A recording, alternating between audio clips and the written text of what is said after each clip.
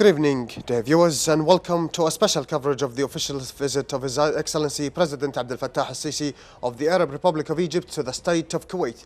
A visit that carries significant political and strategic implications and reflect the depth of this historic relations between the two nations, while opening new horizons for greater cooperation and integration across various sectors. In this hour, we'll present a series of special reports and expert insights that shed light on the historical ties and political economic dimensions of the visit and its impact on supporting a unified Arab stance. Now we begin with this report, which highlights the most important milestones in the historical relations between the state of Kuwait and the Arab Republic of Egypt in a long history of brotherhood, support and ongoing cooperation. Here's more. His Excellency President Abdel Fattah al-Sisi of the Arab Republic of Egypt graces the state of Kuwait with a dignified visit, symbolizing the deep-rooted alliance between the two nations. United by shared values, Kuwait and Egypt strengthen their commitment to collaboration and joint Arab action, while shedding light on the regional and international developments.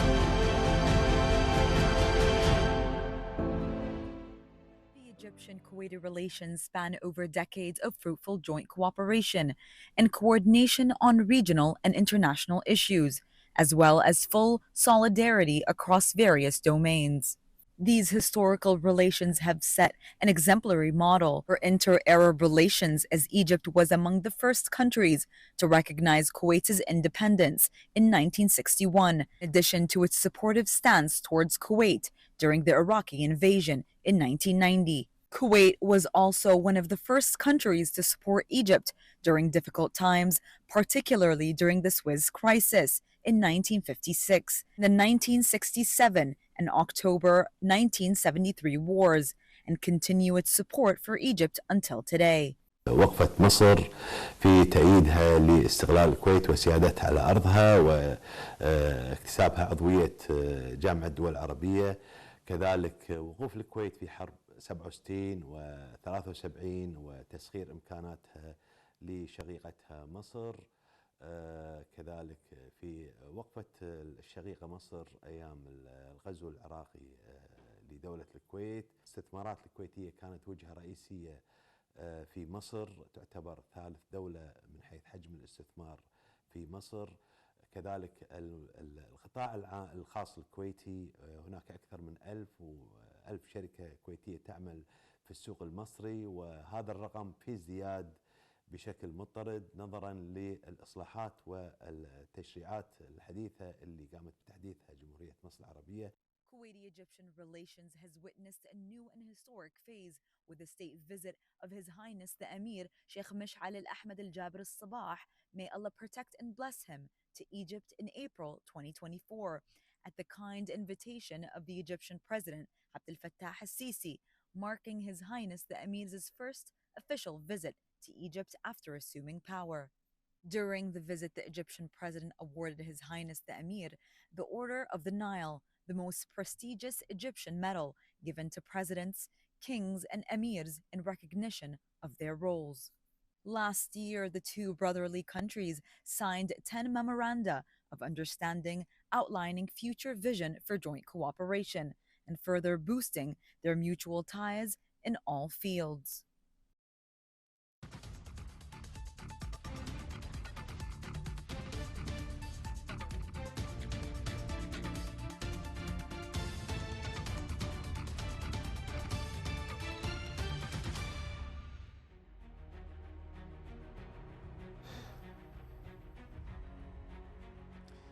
Dear viewers, from 1956 to 1961 to 1967 and also 1991 and also in the 21st century, both countries stood together across these conflicts and wars as well that had happened in the 20th and 21st century. Both countries share diplomatic and cultural and other visions That was for the political side as well. Also, economically, they share economic visions. They've signed memorandum of understanding, joint deals. They've spent billions of dollars as joint deals, economic deals together.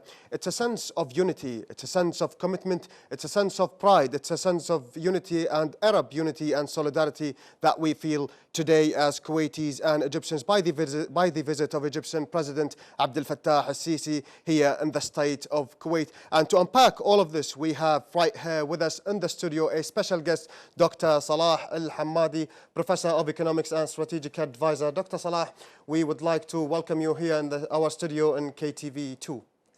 Well, welcome to you. Good evening to you and to our viewers, and as well to our state guest, His Excellency Abdel Fattah al-Sisi.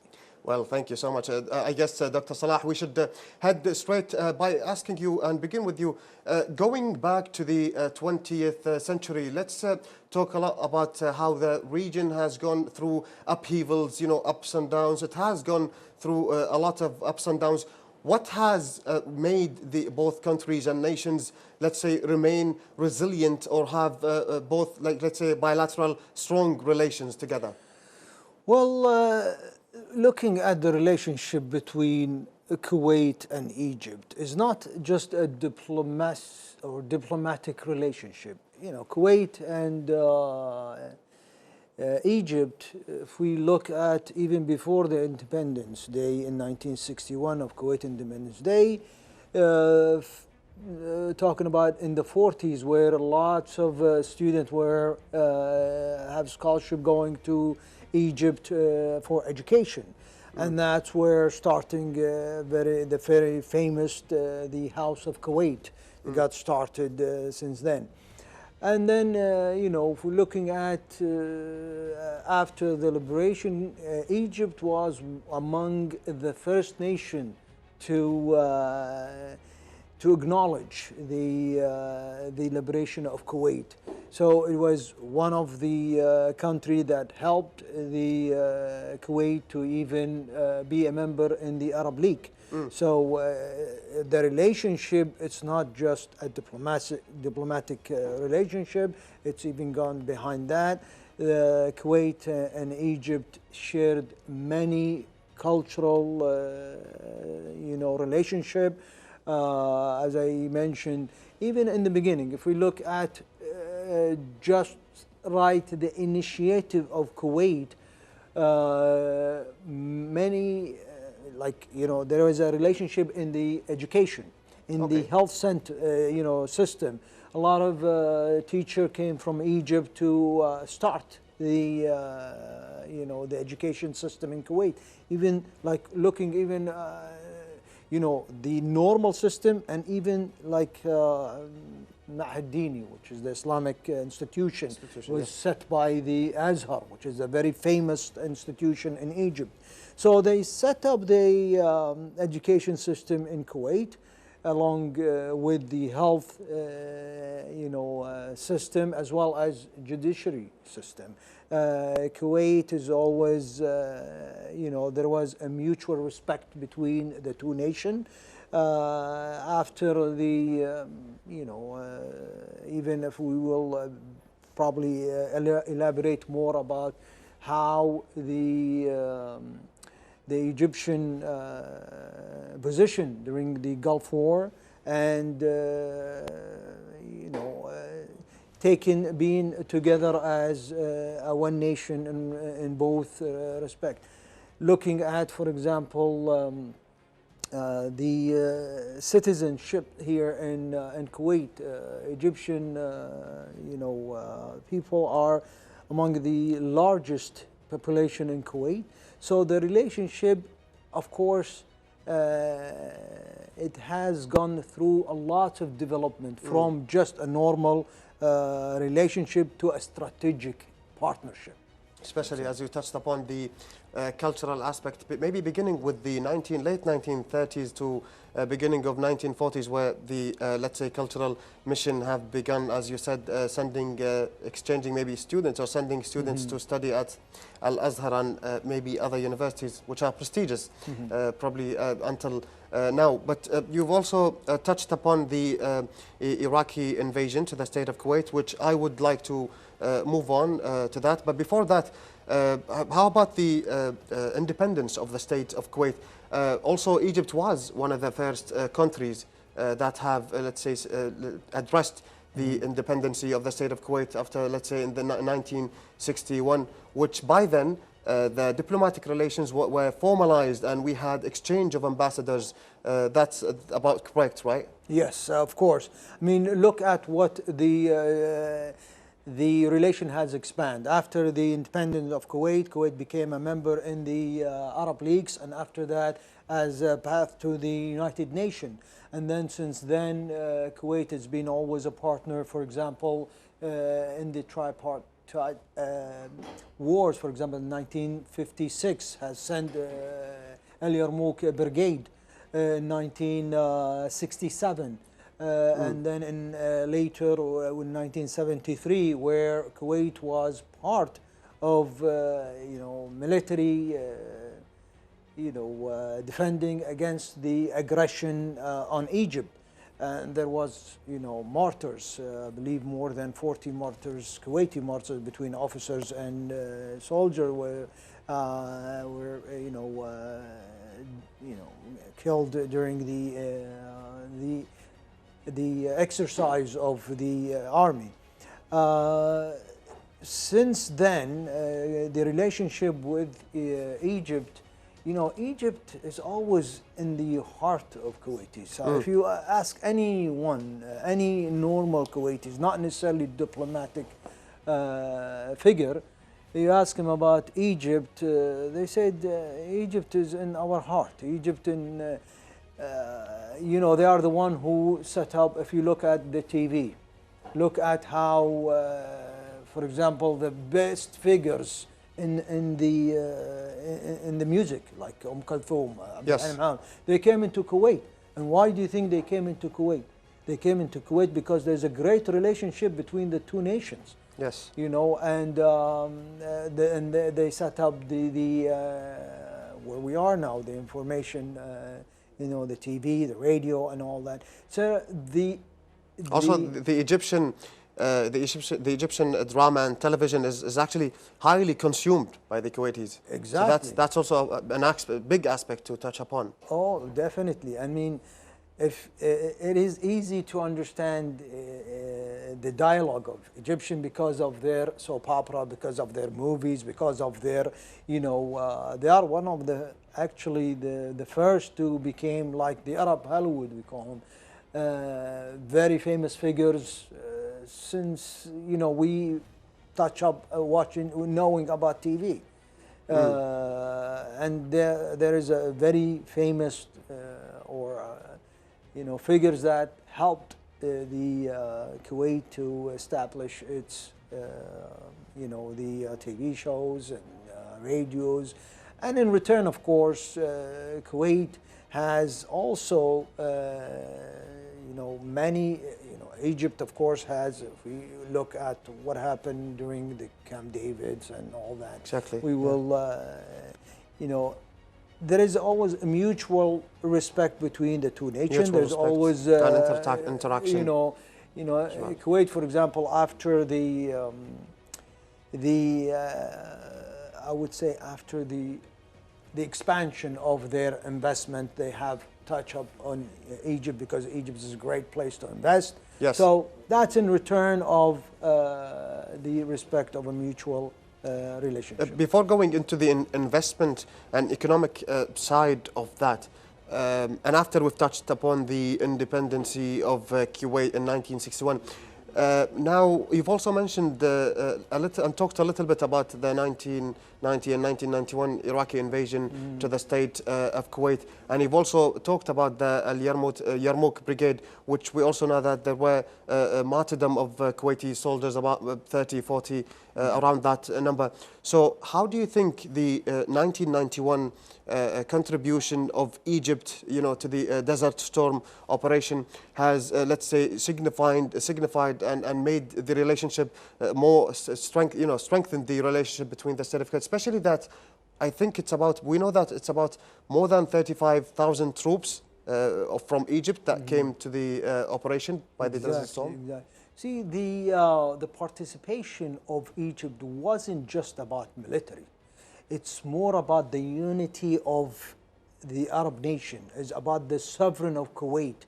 So the Egypt position during the first few days, they are among the few nations that condemned the invasion of Kuwait by Iraqis. One of the host countries. Yes. And if you look at what the late president of Egypt did during that day, he did a remarkable position, just trying to put the Arab nation together.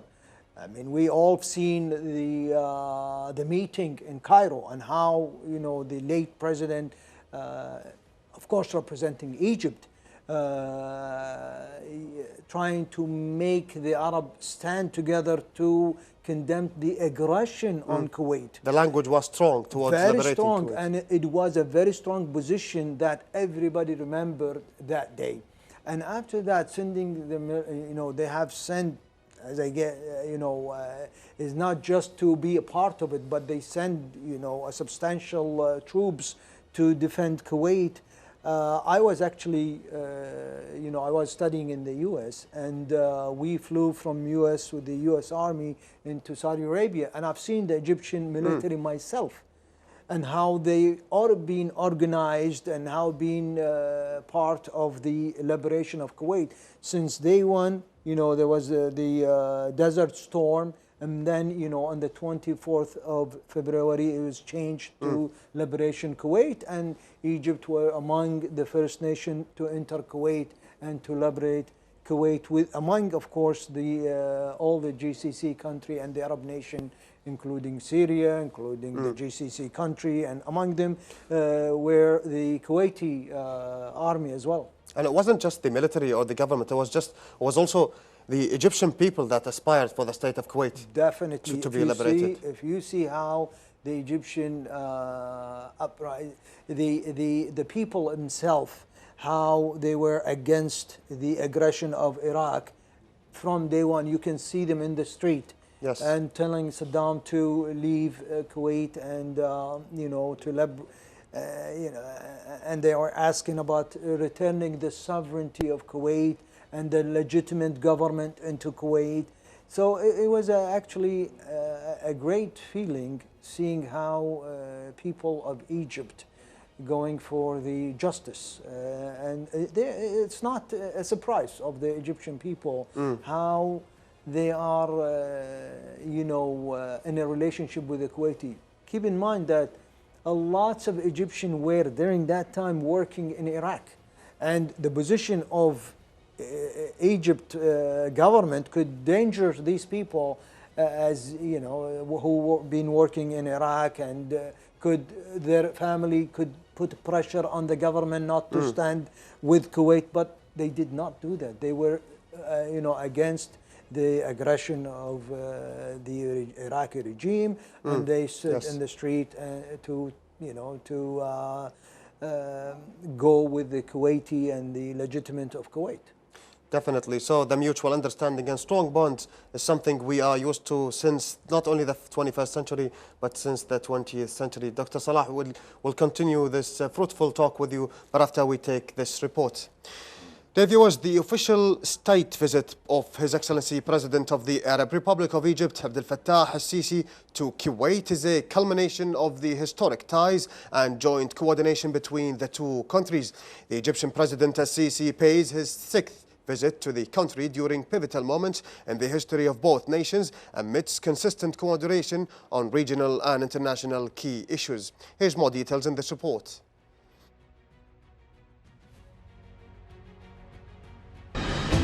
His Excellency President Abdel Fattah al-Sisi of the Arab Republic of Egypt graces the state of Kuwait with a dignified visit, symbolizing the deep-rooted alliance between the two nations. United by shared values, Kuwait and Egypt strengthen their commitment to collaboration and joint Arab action, while shedding light on the regional and international developments.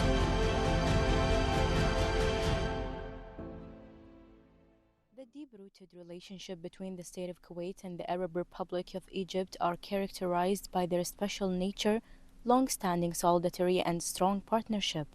Spanning decades, these ties have been reinforced by consistent coordination on regional and international matters, as well as unwavering support during pivotal moments in the history of both nations. Thus, the official state visit of His Excellency, President of the Arab Republic of Egypt, Abdel Fattah al-Sisi, today to Kuwait is a culmination of the historic ties and joint coordination between the two countries.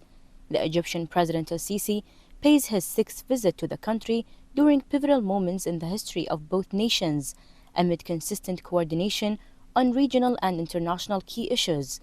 On December 17th of 2023, Egyptian President Abdel Fattah al-Sisi visited Kuwait, where he offered his condolences on the demise of the late Emir Sheikh Nawaf al-Ahmed al-Jabr al-Sabah. President al-Sisi met with His Highness Sheikh Mish'al Ahmed al-Jabr al-Sabah, may Allah protect and bless him, during his visit, and wished His Highness success in leading the state of Kuwait to a more prosperous and promising future.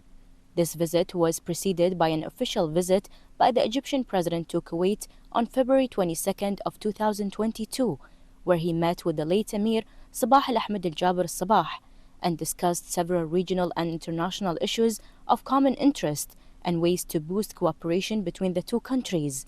Furthermore, the first two visits of the Egyptian President came in January of 2015 and May of 2017, while on August 31st of 2019, President al-Sisi paid his third visit to Kuwait since His Excellency came to office in June of 2014, as the two Arab countries have been witnessing a constant development in their ties in various fields. Additionally, the Egyptian President Abdel Fattah al-Sisi's visit to Kuwait embodies the profound uniqueness and deep fraternal bonds spanning decades beyond the fruitful cooperation that demonstrated the steadfast commitment to safeguarding shared interests and the dedication to close coordination on regional and international issues.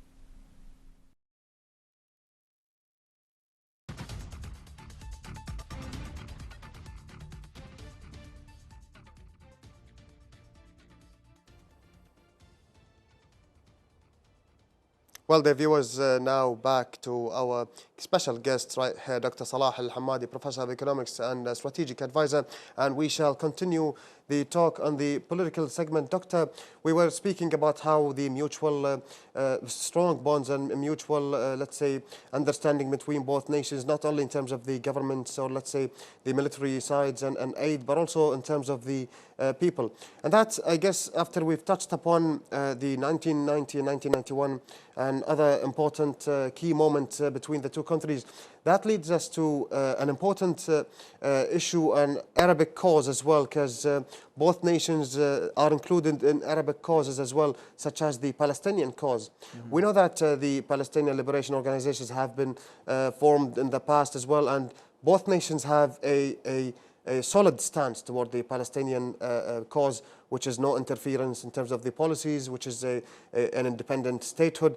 Do you think such unification between both nations in terms of their view of the Palestinian cause could make the relation more strengthened, let's say stronger than any other nations that would have contradicting views on one cause?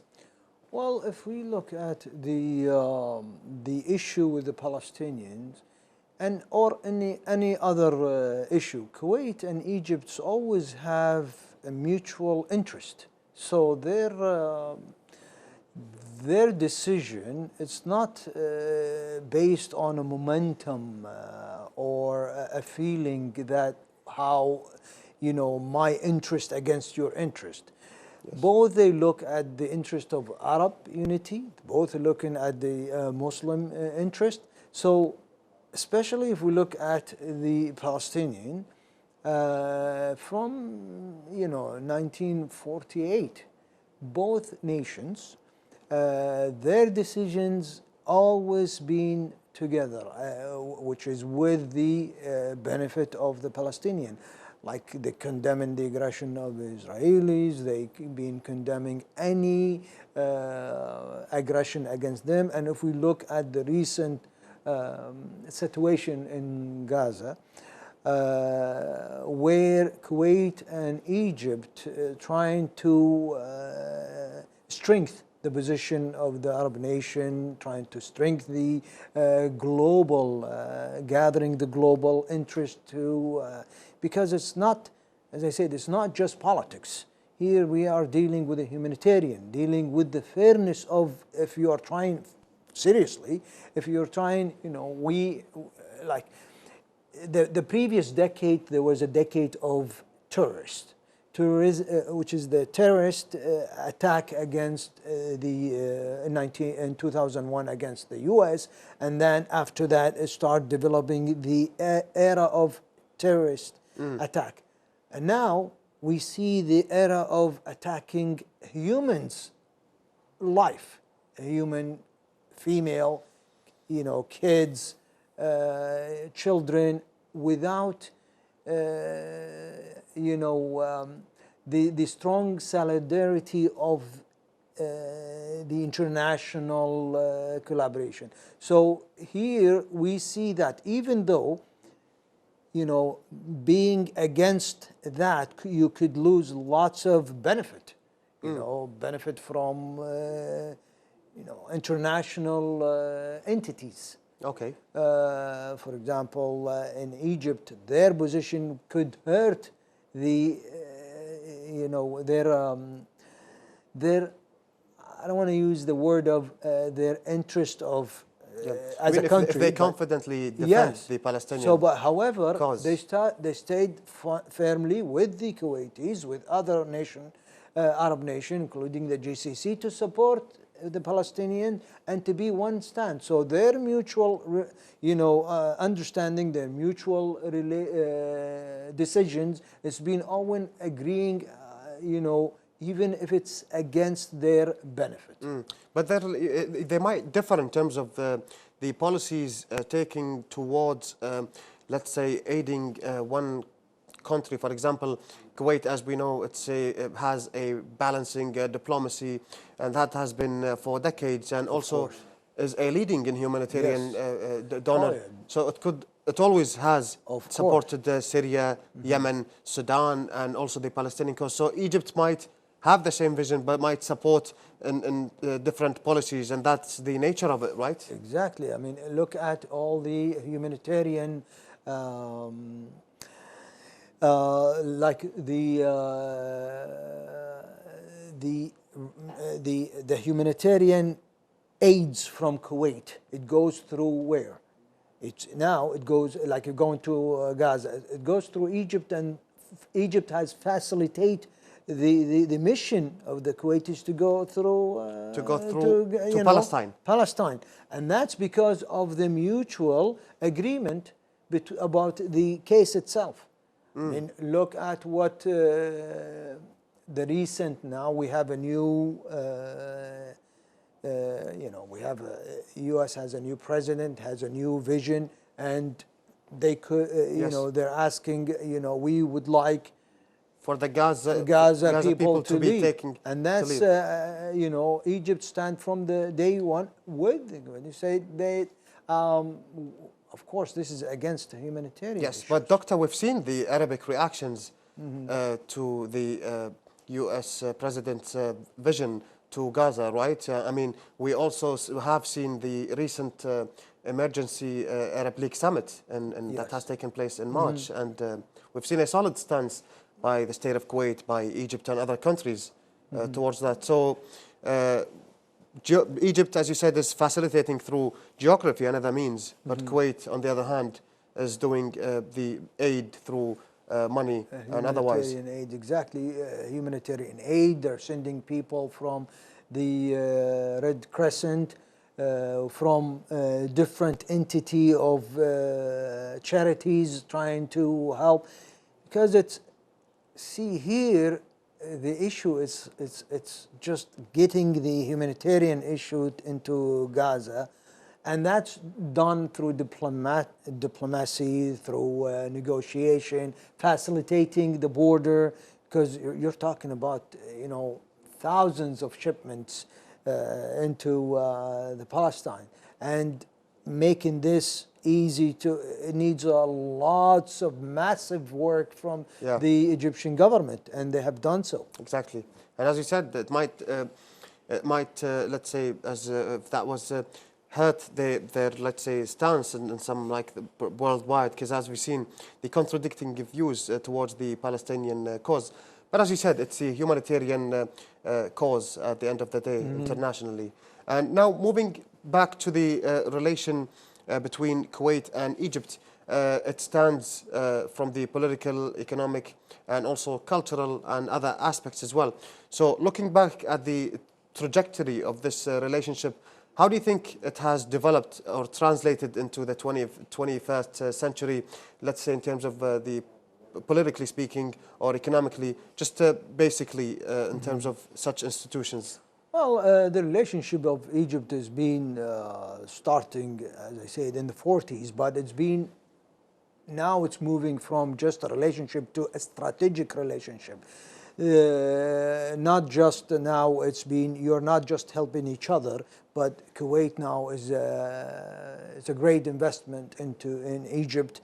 Kuwait is one of the great allied with the Egyptian government, looking at the, you know, even nationwide, looking at people, how people are, you know, looking at Egypt are more friendly. You can easily go to Egypt and feel like you are at home. In the 25th, I would say that economically wise, Egypt now is being a hub for foreign investors, where Kuwait looking to diversify away from oil and have another generating income beside the oil. Egypt, of course, is a great place for investment, and so far they have renewable energy. They got you know, the tourism in Egypt. As mentioned by the ambassador, there is not just the government side, but also the private sector. Yeah, it's become a better logistical hub than it used to be before, especially for foreign investors, right? Yes, it's very, very, which is a great from Egypt. I mean, look at Egypt, what they have done to, you know, trying to devaluate their currency, where they're trying to, of course, help their economy, because in each country there is a business cycle, meaning there is the recession, there is the inflation, there is the boosting, or there is the economic growth, as we, and how we can deal with trying to push the economy is by, you know, opening to foreign investors. Exactly. Even here in Kuwait now, looking at, you know, I mean, look at what happened just recently about the tariffs in the U.S. and how it devaluated, changing the whole equation in the stock market. The whole international trade policies. You know, the oil price came down and then went up, and it has no, the issue is you cannot control the oil price. So therefore you can control your other income, because, you know, we have to diversify. And when I say diversify, we have to mean it, and we have to diversify away from oil, because at some point that's where the investment comes in, and that's where we have to go either outside or invest in Kuwait. Exactly. Thank you, Doctor. Well, we'll get back to you and speak more about the diversification and the mutual investments that we share with Egypt. But before that, let's take a quick look at this report and get back to you. The Egyptian-Kuwaiti relations span over several decades of fruitful joint cooperation and coordination on regional and international issues, as well as full solidarity across various domains. These historical relations have set an exemplary model for inter-Arab relations, as both countries are always keen on further boosting ties in all fields. Here's more details. His Excellency, President Abdel Fattah al-Sisi of the Arab Republic of Egypt, graces the state of Kuwait with a dignified visit, symbolizing the deep-rooted alliance between the two nations. United by shared values, Kuwait and Egypt strengthen their commitment to collaboration and joint Arab action, while shedding light on the regional and international developments. Amid the official visit of His Excellency President Abdel Fattah al-Sisi to the state of Kuwait, the historical and deeply rooted relations between Kuwait and Egypt continue to flourish across political, economic, and cultural domains.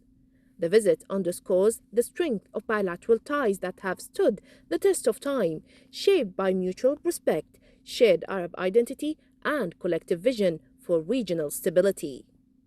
Kuwait and Egypt have long been strategic partners, with cooperation dating back to the early days of Kuwait's independence.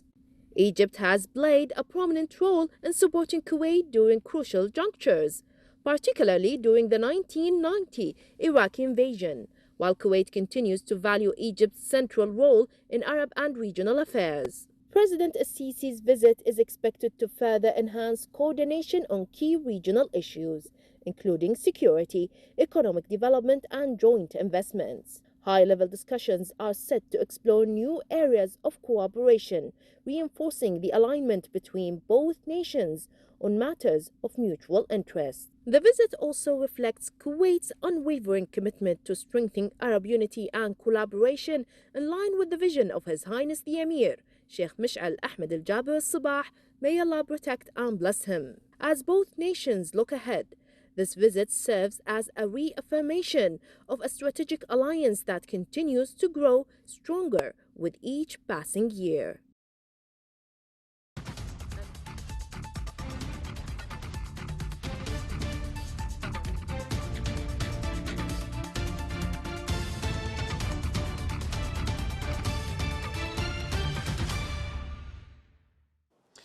We are now joined from Cairo by Hind Sayyid Omar, Foreign Affairs Editor at Al Ahram newspaper, to explore the Egyptian media's perspective on this visit. Ms. Hind, thank you for joining us. Can you please tell us how does Cairo view the timing and significance of this visit? Thank you. First of all, President al-Sisi visit to Kuwait comes in a critical moment for the whole Middle East, which is undergoing through a process of deep change due to the ongoing and unprecedented aggressive war in Gaza by Israel. The hardline Israeli position doesn't respond to pacification efforts. Israel sees itself above the international law and the international community. Here comes the Arab position under the spotlight. A unified Arab voice that realizes that the continuity of the aggression is a threat to the Arab national security is a must. Kuwait here is a cornerstone in building Arab momentum, as it refused altogether the normalization of relations with Israel for decades. This glorified positions come due to the Kuwait unwavering support to the Palestinian issue and the Palestinian people.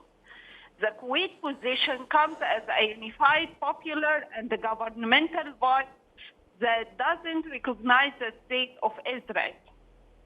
Well, Hind, that was fruitful, but what are the top priorities on Egypt's agenda, at least at this stage? In fact, defending the rights of the Palestinians to form a state is a top priority right now, and against the deportation of the Palestinian people in Gaza to other countries. It is important to intercept the Trump plan on Gaza to be a Riviera of the Middle East after evacuating it from its population. It is important as well to implement Arab decisions calling for the UN Security Council to send peacekeeping troops in Gaza and West Bank, and also calling upon the withdrawal of Israel from the Palestinian territories in Gaza and West Bank, confirming the Egyptian and now Arab plan to reconstruct Gaza. Arab states are not weak or in a weak position because they have many economic cards towards the U.S. and Israel. And this is the language that Trump understands. Arab states should send a message to Trump that decisions concerning Middle East should be taken through consultations between Washington and Arab capitals. Now, moving from the agenda to the press, how does the Egyptian press view its relationship with Kuwait, and what is expected from this visit? In fact, the bilateral relations between Egypt and Kuwait is a model to be followed on both the regional and the international stage, because it doesn't confine to common interests in the political and economic field, but it goes in depth on the public level, as both peoples of Kuwait and Egypt have stood beside each other in bitter and in happiness. We in Egypt won't forget that in our confrontation with Israel, Kuwait was sending us military planes full with soldiers from the Kuwait army to stand beside the brothers of the Egyptian army. We still remember that 33 soldiers of the Kuwait army martyred in the 6th of October war. That's why when Kuwait was invaded by Iraq in August 90, the Egyptian army hurried to pay back the favor to the Kuwait people, and some of its soldiers martyred. And if continue. Yeah, go on.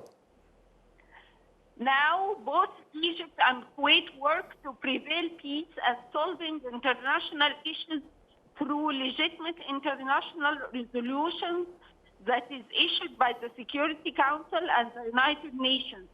And both countries exert all efforts in supporting Palestinian issue and Palestinian people. And both countries have opened its doors for long decades to receive Palestinian people, hundreds of Palestinian people. In the frame, here comes the visit, the importance of the visit of President al-Sisi in the frame of coordination and consultation and cooperation that lasted between both countries for decades.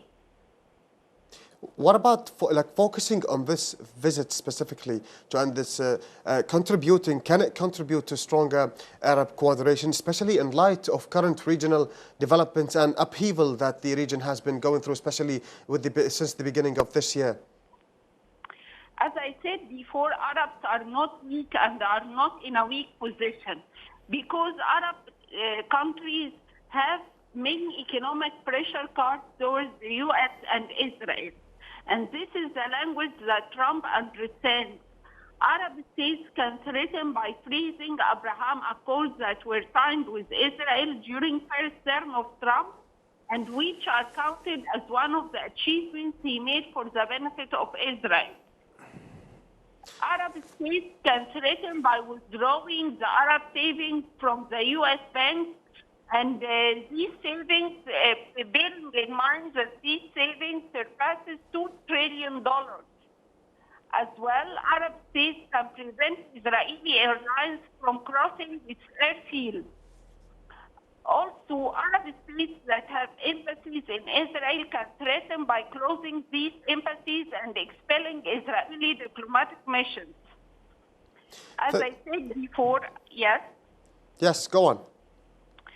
Arab states should send a clear message to Trump that decisions he cannot surpass Arab states in making decisions concerning the Middle East, but he must come in consultation with Arab capital. Arab leaders should send a clear message to Trump that they are not in a position to receive orders and implement it without discussion. Getting out of the current crisis in the Middle East should be through dialogue channels based on legitimate international resolutions and the international law principles that keep the Palestinian rights in self-determination on their land. And two-state solutions should be the first item on the agenda in any dialogue between Arab states and the U.S. and Israel. Yes. Thank you. Yes. Well, that was Professor. Thank you, Hind Sayed Omar, Foreign Affairs Editor at Al Ahram newspaper.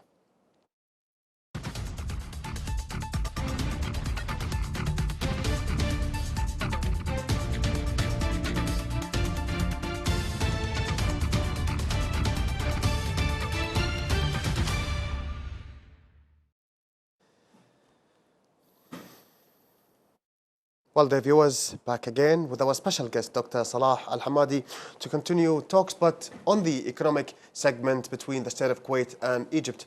Dr. Salah, we shall welcome you back again, and let's begin, actually head straight into the agenda, as we already spoke with Ms. Hind on the agenda of, as a big announcement. It might be on the agenda as well, especially on the economic side.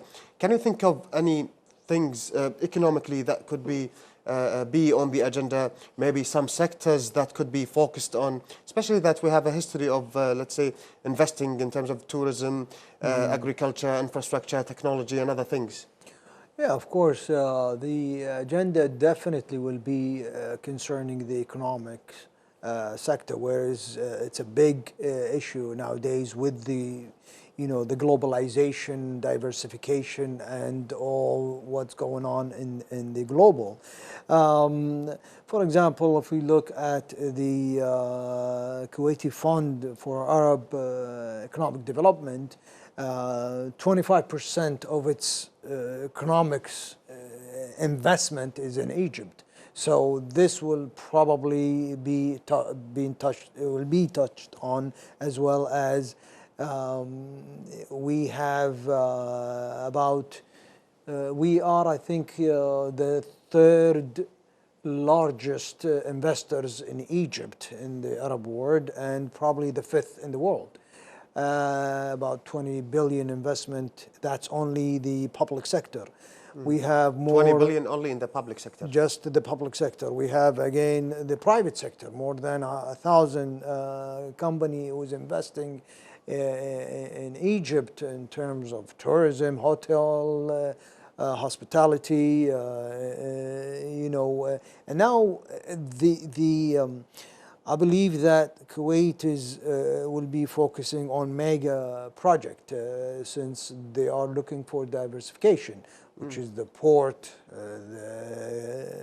the Suez Canal, and which need to be redeveloped, and I believe this will be touched on, trying to get the investment, especially when Egypt has reformed its foreign policy investment, where they have touched on the privatization, the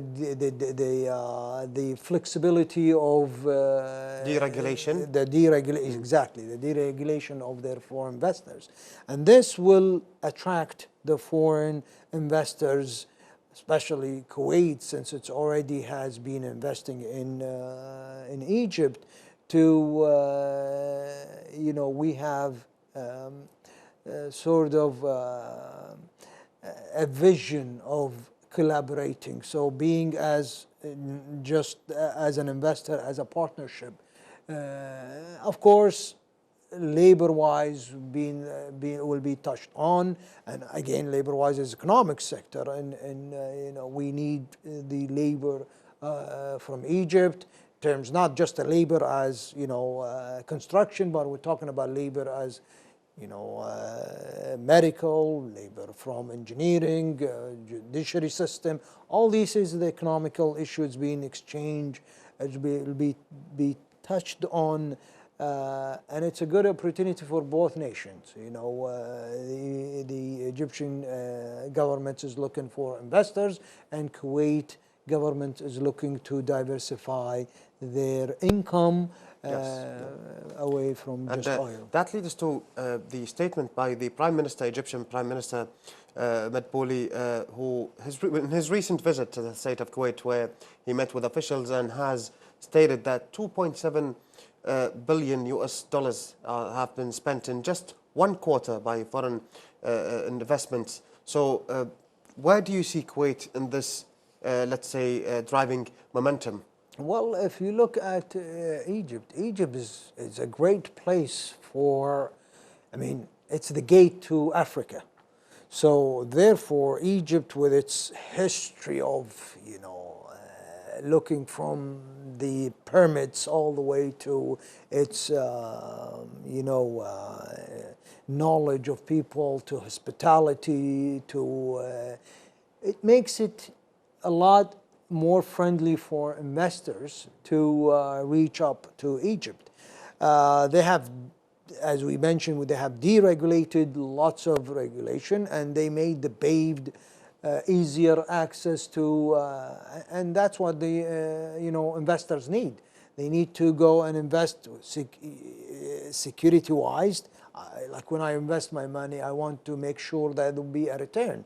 They have opened the privatization where foreign investor could own certain entities or sectors.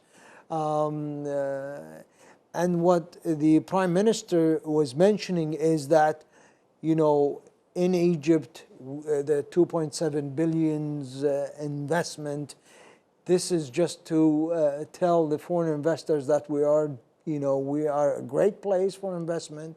We are a good place to secure your money and build up, open, your future investment. Exactly. Yes. And you and I have been speaking about how they are implementing or have implemented the golden license, and just to enhance the privatization and the importance of privatizations. Actually, if we touch upon go on the deregulation and evading, let's say, protectionist policies in terms of, let's say, both Egypt and the state of Kuwait. How do you see the benefit for both Kuwait and Egypt, especially that I think Kuwait's oil, it makes up about 85% dependency on oil. So do you see a future of big investment, especially if we stay away from oil? Well, the investment in Egypt by the Kuwaitis, it's still massive and it's still growing. So Kuwait is always seeing an opportunity to invest in Egypt, either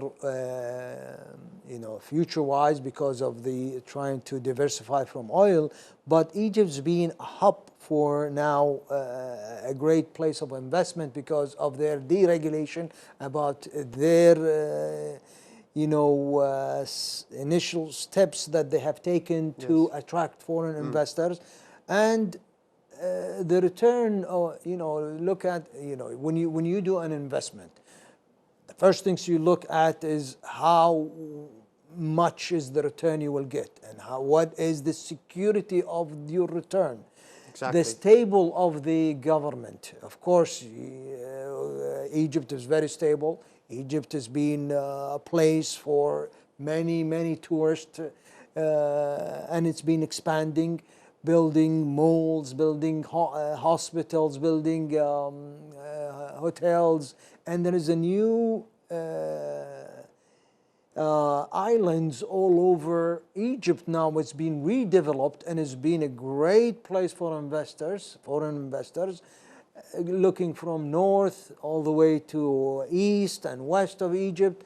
And again, as I said, Egypt is a great place for the gate to Africa, where you will have the benefit of the future investment. And both countries are benefiting because they have the shared vision 2030 and 2035. That's right? Exactly. I mean, if we look at the vision of Kuwait 2035, one of the main points is to diversify the income, or the only income we have from oil. Less dependency on oil. Exactly. So let's, and we can see that the the way that Kuwait is being building, looking at the government of Kuwait is being not focusing on the crude oil anymore. It's been looking at more refinery. Yes, that's the best things we have. And we are now expanding. Instead of just going as a crude oil, now we do as a refinery, we do as many product that from oil, but it's being extracted from oil instead of just doing a crude oil as we used to be.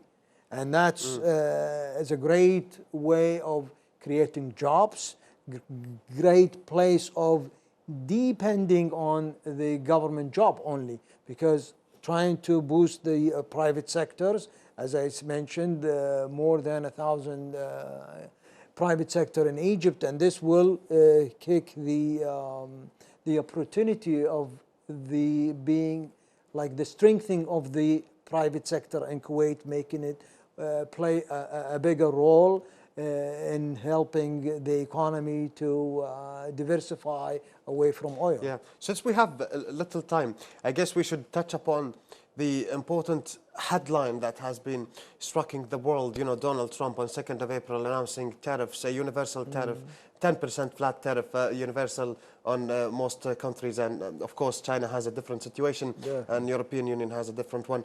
But let's focus on the flat 10% tariffs. First of all, let's talk about the little bit about the tariffs, and then what does it mean for both of us? Let's say us and Egypt. Might be a chance for us to have more investments together as to evade the repercussions of tariffs, right? Yes, well, if we look at the tariffs itself, President Trump has announced that there will be a 10% general tariffs for all country, except some country has higher, and we have seen lately what's happened between China and the US and all this propaganda going back and forth. However, in terms of Kuwait and Egypt, if we're looking at the 10%, now Kuwait is not going to be affected directly, including Egypt probably a little bit less, I mean the same as Kuwait, because we don't, I mean the oil even, the Is it because he did not touch anything that has to do with the oil? Yeah, no, the oil has been exempt, so we have no problem. Exempted from the tariff. So oil, natural gas has been exempted. Now, now we have even the electronics and cell phones, smartphone, all that's been exempted. Which is, you know, what about steel, aluminium, and things? He has been touched on certain issue, which is he called that as a wealth of nation. Of course, he will exempt that as well. But in terms of Kuwait, it's not going to be affected directly, indirectly, because the nation who export to the US, now it's going to cost them a lot. Or let's take it a step back.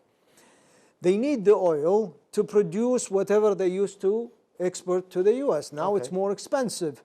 Therefore, either the demand, I mean, to produce, they either going to produce less or they're going to produce the same with a higher cost. So meaning that either the demand for oil will be less, where the price of oil is going to be less again in the future market, or wherever we will import from them, it will be more expensive because now it's going to cost them more to produce it. So therefore, the effect of the tariffs, the 10% is not directly, it's indirectly will be in the future. We are feeling it through other countries. Yes, because of the imports. Exactly. I mean, look at what happened just as soon as they announced the entire stock market collapsed. The oil prices down. Gold prices have surpassed 3,200. Historical price. But this is normal in the events, what we call events. Events meaning that it's a systematic, you know, like, for example, like September 11. Nobody expected it. So that's event where the system did not factor this in the analysis. So the things will be chaos. Like no economy will define what happened until later on. Exactly. Well, Dr. Salah, as much as I'd like to continue the talks and for the day viewers to listen to your fruitful and elaborative insights, but we're short on time and would like to have you once again, of course. We thank you for being with us here at KTV2. Well, thank you very much for having me in Kuwait, and again, welcome to His Excellency President Abdel Fattah al-Sisi, President of Egypt, and to the all Egypt government and people. Thank you. Well, dear viewers, this brings us to the end of our special coverage of the official visit of His Excellency President Abdel Fattah al-Sisi of the Arab Republic of Egypt to the state of Kuwait, a visit rich in messages and meanings, reinforcing the deep bilateral ties and mutual support in addressing regional and global challenges. We extend our sincere gratitude to our esteemed guest in the studio, Dr. Salah Al-Hammadi, for his valuable participation and comprehensive analyses. We also thank our guests from Cairo, Ms. Hind Sayyid Umar, for their valuable contribution as well to the coverage. Dear viewers, stay tuned for more updates and continuing coverages in our upcoming news bulletins. Until next time, goodbye for now.